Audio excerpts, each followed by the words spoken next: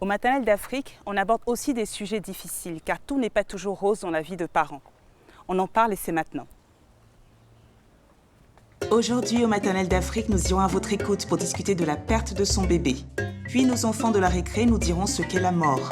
Et enfin, nous terminerons avec la rubrique de femmes inspirantes Elles l'ont fait, où nous recevons Tella Pomaou. Mais pour commencer, nous allons répondre à vos questions sur l'alimentation dans notre rubrique Miam Miam.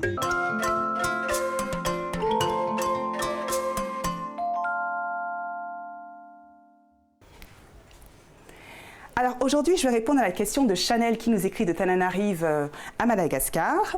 Alors que me dit Chanel? Angela, est-ce que mon bébé peut consommer de la pâte d'arachide? Alors déjà Chanel, je trouve ça très bien que vous posiez des questions sur l'alimentation de votre bébé. Parce que vous savez que les bébés, ils sont en train de construire leur système digestif. Il faut faire attention à ce qu'on leur fait consommer. Donc la pâte d'arachide, vous savez qu'elle est très consommée dans la sous-région. On en fait d'ailleurs des sauces très bonnes. On appelle le mafé par exemple au Sénégal, au Togo, même partout, hein, on dit le mafé. J'aime beaucoup la pâte d'arachide, d'ailleurs on en a prévu aujourd'hui pour moi. On a posé la question à notre nutritionniste, docteur Amenito, de savoir ce qu'il en pensait et il dit oui. On peut donner de la pâte d'arachide aux enfants, aux bébés, à partir du moment où on a fait attention à la provenance de cette pâte d'arachide. Déjà, la pâte d'arachide, c'est très bon parce que c'est, l'arachide est riche en oméga 3, en oméga 6, donc c'est bon pour l'organisme. Ce qu'il faut, c'est faire attention à la provenance de l'arachide et s'assurer que ce ne sont pas des arachides avariés. Parce que vous savez qu'il y a des arachides qui sont affectés par une moisissure qu'on appelle l'aflatoxine. Cette moisissure provient de certains champignons qui se développent dans notre sous-région à cause de la température, parce qu'il fait chaud et humide. Donc à partir du moment où vous avez la garantie que de la provenance de la pâte d'arachide et que cette pâte d'arachide a été fabriquée à base d'arachide, vous savez, grillé à haute température, c'est que c'est bon. Quand je pense aux arachides, ça me fait penser tout de suite à l'apéritif. Et quand on parle d'apéritif, on aime bien consommer les noix de cajou. Donc aujourd'hui, je vais vous parler des noix de cajou. Vous savez que la noix de cajou, elle vient d'un arbre que l'on appelle l'anacardier. Et cette noix de cajou, elle est très intéressante parce qu'elle est riche en bonnes graisses qui sont bonnes pour l'organisme. De la vitamine E, bonne pour la peau, de la vitamine K. On y trouve aussi du magnésium. Vous savez que le magnésium est l'anti-inflammatoire par excellence, l'anti-fatigue aussi par excellence. C'est une noix que vous pouvez consommer sans souci. Par contre, la noix de cajou, nous disent les nutritionnistes, elle se consomme avec modération. Donc, ce n'est pas parce qu'on dit que la noix de cajou, c'est très bon qu'il faut consommer des paquets par jour. Hein. Donc, ils nous conseillent d'en consommer 2 à 3 poignées par semaine maximum. Donc, Chanel, j'espère que j'ai bien répondu à votre question. Si vous aussi, vous avez des questions sur l'alimentation auxquelles vous souhaitez que je réponde, vous n'hésitez pas à les poster sur la page Facebook des Maternelles d'Afrique.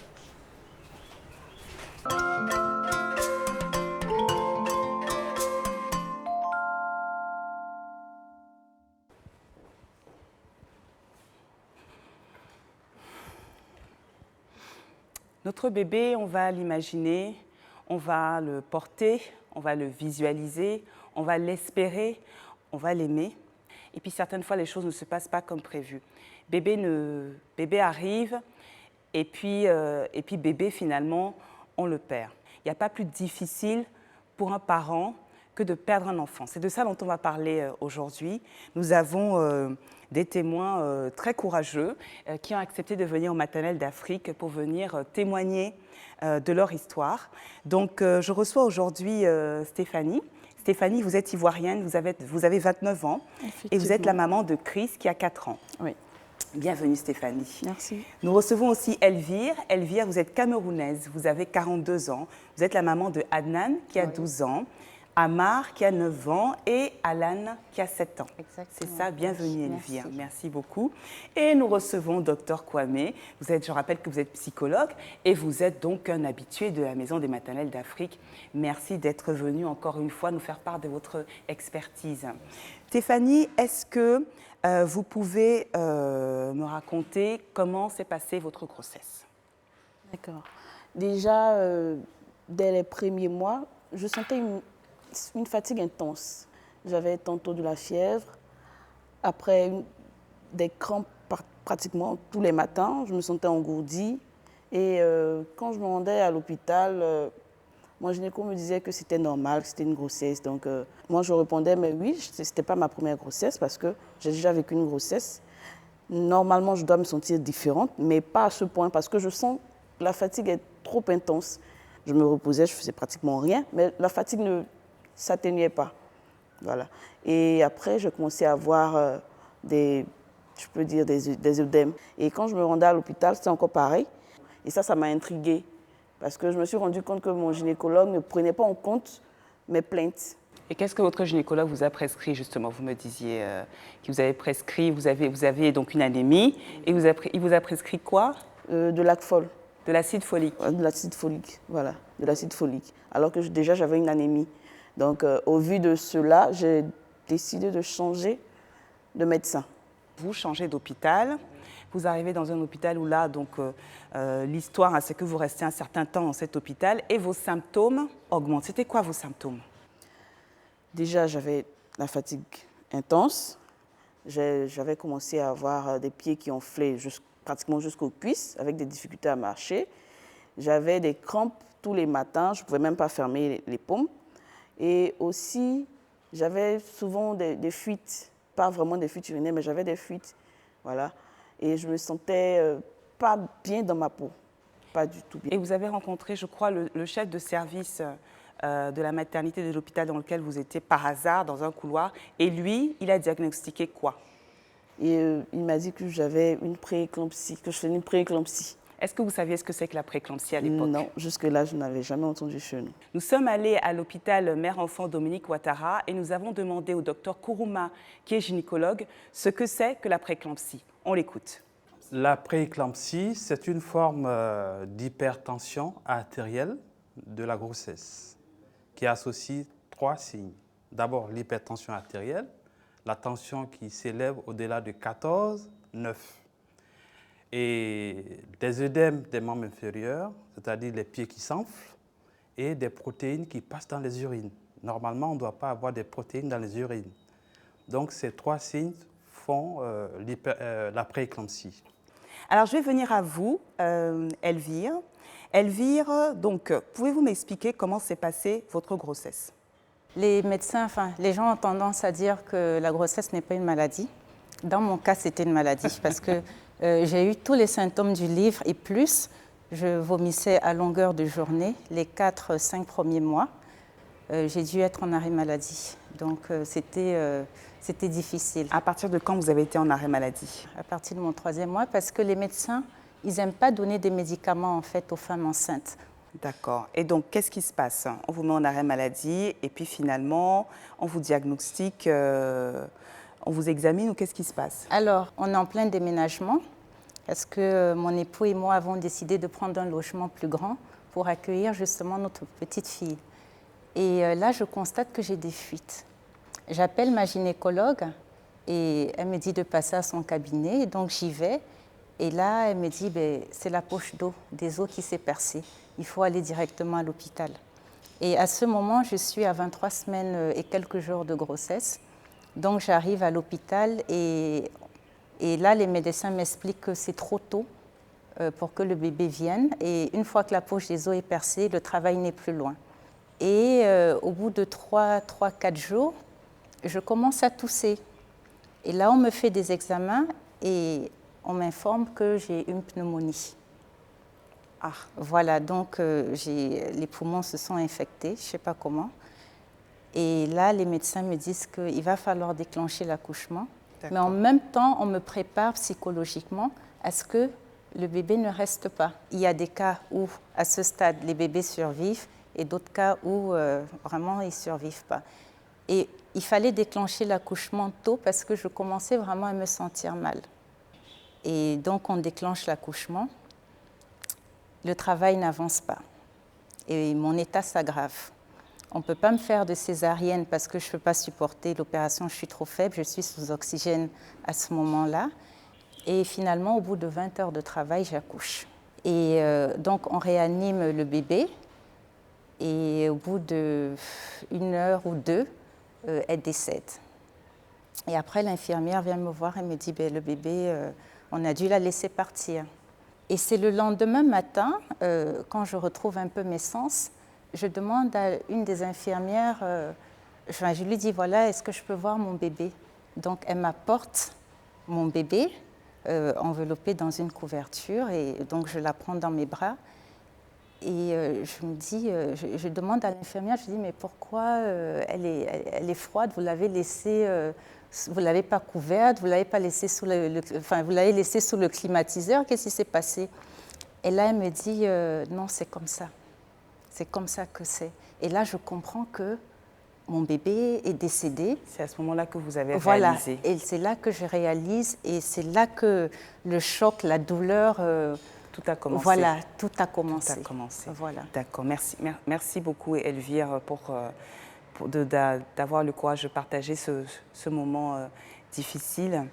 Je vais vous demander à vous aussi, Stéphanie, de m'expliquer comment c'est passé.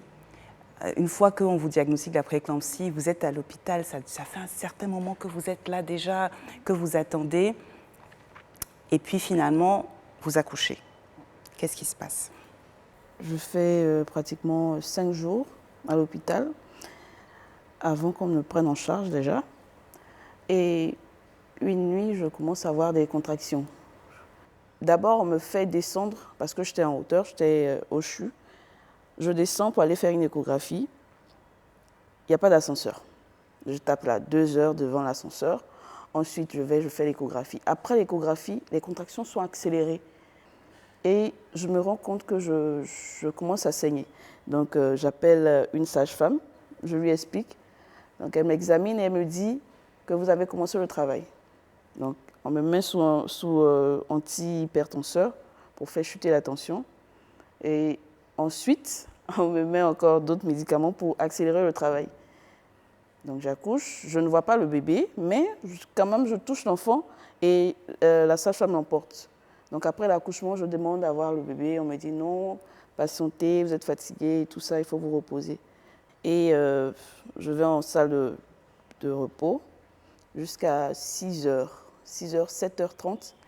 Je vois qu'on apporte aux autres mamans leur bébé pour qu'elles leur donnent la tétée. Mais moi, on ne m'envoie pas mon bébé. Donc déjà, je commence à me poser des questions. En même temps, je me dis, bon, elle n'était pas née à terme, donc elle doit être peut-être en couveuse. Donc j'attends. Ensuite, il y a ma mère qui arrive. Elle m'envoie un thé. Je prends le thé. Je demande, mais tu as vu ma fille? Elle me dit oui. Je dis, mais elle est comment? En même temps, il y a un médecin qui était à côté qui me dit, mais bois ton thé d'abord. Je dis non, je ne bois pas. Je veux savoir où est-ce qu'elle est ma fille, comment est-ce qu'elle va. Et elle me dit, elle n'a pas survécu, elle était trop petite. Je dis, mais comment ça se fait? Elle me dit, oui, elle ne faisait même pas 1 kilo. Donc j'ai éclaté en sanglots. Je dis, mais ce n'est pas possible depuis hier. Et vous ne me dites rien jusqu'à ce matin, jusqu'à 8 heures. Donc je demande, je dis, mais où est-ce qu'elle est? Je vais la voir. On me dit, non, elle est déjà partie, on l'a déjà enterrée. Alors, attendez. Attendez, alors là, justement, docteur Kwame, au secours. Je rappelle que vous êtes psychologue. Et là, il y a deux cas différents. Donc, 2 mamans qui sont en souffrance. Déjà, est-ce que vous pouvez nous dire qu'est-ce qui se passe? Quelle est la différence quand on perd un enfant comme ça à l'hôpital par rapport à perdre un enfant, voilà, qui est rentré à la maison, qu'on a vu grandir et tout? Qu'est-ce qu'il y a de si particulier quand on le perd à l'hôpital? Dans tous les cas, qu'il soit décédé à la maison ou à l'hôpital, il y a choc. Mais la particularité, c'est que le niveau de choc n'est pas le même. Ce d'autant plus que la femme étant à l'hôpital, elle se dit qu'il y a tout ce qu'il faut pour sauver cet enfant.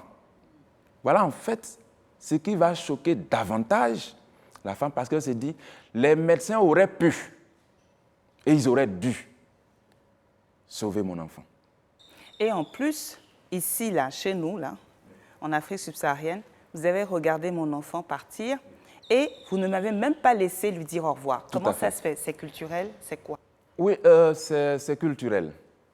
C'est culturel.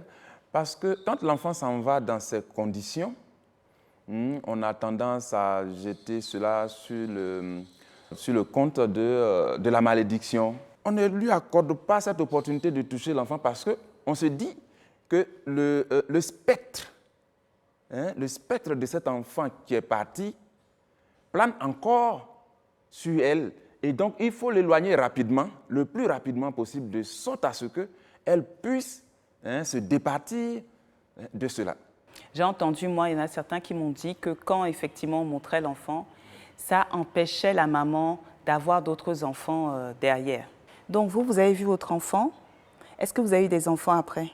Oui, j'ai eu trois enfants après, 3 garçons. D'accord, excusez-moi. Donc pour tous ceux qui croient que le fait de voir son enfant à l'hôpital et que ça empêche d'avoir des enfants après, Elvire, c'est la preuve vivante que c'est faux. Voilà, je voulais juste que les choses soient claires à ce niveau-là. Je vais vous demander, Elvire, comment vous avez fait votre deuil? Dans notre environnement africain, c'est un peu comme si on vous empêchait de faire le deuil. Si on vous voit pleurer, on vous dit « Ah ben non, on ne pleure pas pour un enfant ». Et j'ai la chance aussi d'avoir eu ma cousine qui avait accouché le même jour que moi. Donc je suis allée la voir et quand elle m'a vue, elle a pris sa fille, elle me l'a mise dans les bras, elle m'a dit « Tiens, voici ta fille ». Voilà, donc ça m'a beaucoup aidé ce processus. Et le deuil ne s'est pas fait en quelques jours ou en quelques semaines, en quelques mois. Non, je pense que mon deuil, je l'ai vraiment fait quand j'ai rencontré d'autres femmes qui vivaient la même chose que j'avais vécue. Voilà, bon, j'ai 3 enfants aujourd'hui, mais ça fait 14 ans que j'ai perdu Yasmine. Je ne l'ai pas oubliée. Yasmine, c'était donc l'aînée, oui. Et donc ce sont des garçons qui ont suivi. Oui. Voilà. Donc je vais revenir à vous, Stéphanie. Je voulais vous demander, est-ce que vous avez pu faire votre deuil? Pas vraiment. Comme Elvire vient de le dire, c'est un tabou. On ne peut pas en parler. À chaque fois que j'en parle, on me dit non, ne pense plus à ça, c'est passé, c'est parce que l'enfant peut-être n'était même pas bien formé, elle devait avoir des malformations. Et tout ça, si tu parles de ça, tu n'auras pas d'autres enfants, tu es encore jeune, tu as le temps d'en faire, tu vas oublier. Mais ça ne s'oublie pas. Parce qu'on ne m'a pas laissé pleurer mon enfant. J'étais obligée de me cacher pour pleurer mon enfant. Quand je vois un nourrisson, un enfant de moins de 3 mois, je me remémore un peu ce qui s'est passé. Je me dis que je n'ai pas eu la chance de prendre mon enfant dans les bras. Docteur Kwame, quelles seraient vos recommandations? Comment accompagner ces parents? Parce qu'il n'y a pas que les femmes, les papas aussi sont dans la douleur. Comment accompagner ces parents qui sont pour les aider à faire leur deuil? Alors, la chose capitale à faire ici, c'est en fait de respecter le deuil des parents. Dans une situation de deuil, on vit le deuil de différentes manières. Il y a des gens, par exemple, qui ont besoin d'en parler. Laissez-les s'exprimer. Il y a d'autres, par contre, qui ont besoin de se réfugier dans leur propre jardin secret. Mais il faut leur accorder cela. C'est tous ces éléments-là que nous mettons sous le vocal de respect du deuil du parent. Je suis entièrement d'accord avec vous, docteur Kwame. Et justement, je me demandais tout à l'heure, Elvire, vous parliez donc des frères. Comment vous me disiez tout à l'heure que vous appeliez votre Yasmine le petit ange. Comment est-ce que vos enfants donc, interagissent avec vous vis-à-vis de Yasmine? Alors, j'ai mon dernier, Alan, qui a 7 ans. Alors, lui, il pose beaucoup de questions. Yasmine revient souvent dans le sujet. Il me dit « Ah, mais maman, tu as dû vraiment beaucoup souffrir quand tu as perdu Yasmine. » Je dis « Oui, effectivement, c'était très douloureux parce que maman, elle aimait beaucoup Yasmine. Comme vous, je vous aime. » D'accord. Voilà, et on en parle. Ouais. Et vous, Stéphanie, alors, comment vous aviez déjà un enfant, donc comment est-ce que vous avez informé? Vous l'avez informé? Bon, je veux dire oui, parce que quand j'étais enceinte, il me voyait, il me demandait, mais maman, qu'est-ce que tu as dans le ventre? Je disais, c'est ta petite sœur. Donc après, il attendait quand même avoir un enfant et mon ventre n'était plus gros. Donc il me demandait, mais, maman, mais où est ma petite sœur? Je dis, ta petite sœur, elle ne viendra pas. Elle est partie. Il dit, mais où est-ce qu'elle est partie? Je dis, bon, Elle est partie au ciel. Il dit, ah bon? Je dis oui. Il dit, ah d'accord, donc quand elle reviendra, tu me diras.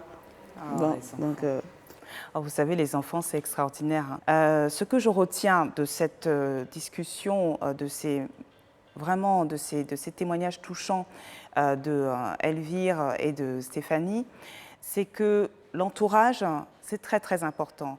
Et ça part déjà de l'hôpital, des infirmières, des médecins, de comment on vous annonce la nouvelle, comment on vous accompagne dans votre douleur, comment on accepte votre douleur, comment on accepte la manière dont vous vous exprimez, comment on gère les traditions. Il y a beaucoup de choses effectivement à prendre en compte, mais le plus important, je pense, c'est tout simplement d'aimer ses proches, d'être là pour eux parce que c'est un moment difficile. Alors Stéphanie, merci vraiment d'être venue nous voir en Maternelle d'Afrique. Merci Elvire. Merci Angela. Vous êtes avec nous très souvent. Merci vraiment pour tout. Et puis docteur Kwame, merci encore pour vos lumières et pour votre expertise. Je vais maintenant rejoindre une femme inspirante, mais avant ça, nous allons regarder la récré.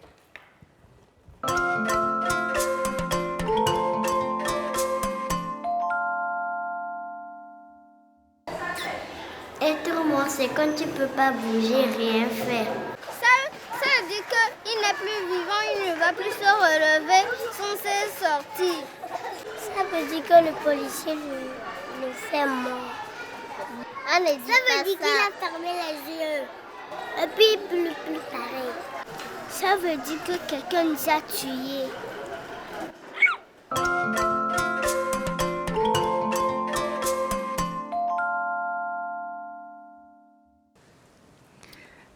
Ah, c'est un grand moment pour moi aujourd'hui parce que je reçois une sœur du Bénin, Tella Komanou.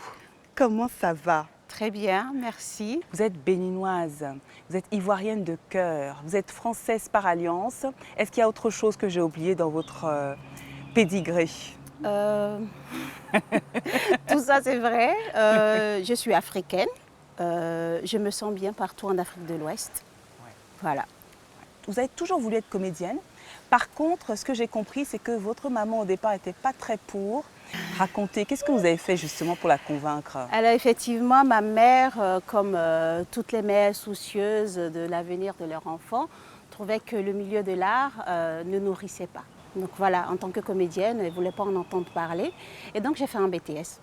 Elle m'a vue en costard, aller au bureau tous les matins, ça l'a rassurée. Voilà. Et donc après ça, après cette expérience, écoutez, j'ai finalement embrassé le métier de comédienne. Et vous avez, alors comment vous avez fait? Vous étiez en France, parce que vous êtes quand même africaine, la peau noire. Ouais. Je suis désolée de poser la question, mais il faut que je la pose. Non, il y a c'est d'autres filles qui nous d'actualité. regardent là. Oui. Comment est-ce que vous avez fait? Et j'ai eu beaucoup de chance. Je me suis inscrite à des cours privés. Donc je travaillais en tant qu'étudiante. Puis dès qu'il y a eu un premier projet, c'était parti. Votre métier justement de comédienne, ça vous emmène à vous déplacer souvent. Énormément. Et vous êtes maman, vous avez 2 enfants.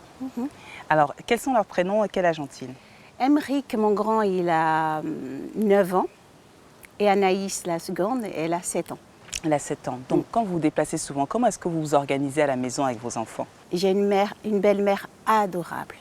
D'ailleurs, je la salue, Janine, qui actuellement garde les enfants parce que je suis absente quand même pour 1 mois. Vous m'expliquiez, quand on préparait l'émission, que vous avez une façon de communiquer avec vos enfants, qui comprennent votre métier, qui comprennent pourquoi vous êtes absente. Très souvent, c'est un peu plus difficile pour la petite qui, de temps en temps, elle me dit « Mais maman, tu as fait ça, tu as fait ça, tu as fait ça, tu devrais te reposer maintenant. » Et je lui dis « Écoute, quand maman elle est là, elle est pleinement là.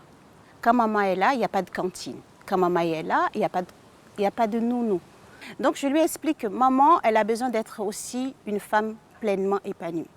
Et pour qu'une mère soit épanouie, il faut qu'elle arrive à faire ce qui la rend vraiment heureuse. Quand je dois partir, elle dit « Ah maman, c'est pour ton travail, est-ce que tu es heureuse ?» Je dis « Oui, je suis heureuse. » Donc, à bientôt maman. Voilà. Magnifique, c'est super, parce que vous savez, peut-être que vous allez pouvoir en parler et donner des conseils à ces femmes, vous savez, qui nous regardent. Si je dois donner un conseil, je dirais qu'il ne faut pas mettre ses rêves de côté. Une femme qui se sacrifie pour ses enfants devient une femme aigrie. Pourquoi j'abandonnerais mes rêves? Parce que j'ai des enfants. Au contraire, les enfants me donnent de la force. C'est juste une question d'organisation et de savoir où on en est. Les femmes africaines, elles ont beaucoup de courage. C'est vrai. Je pense qu'il faut arrêter de leur dire quand tu as un enfant, tu restes à la maison. C'est fini, ça s'est révolu cette époque-là. Merci Tella. Merci beaucoup. Santé. À la tienne.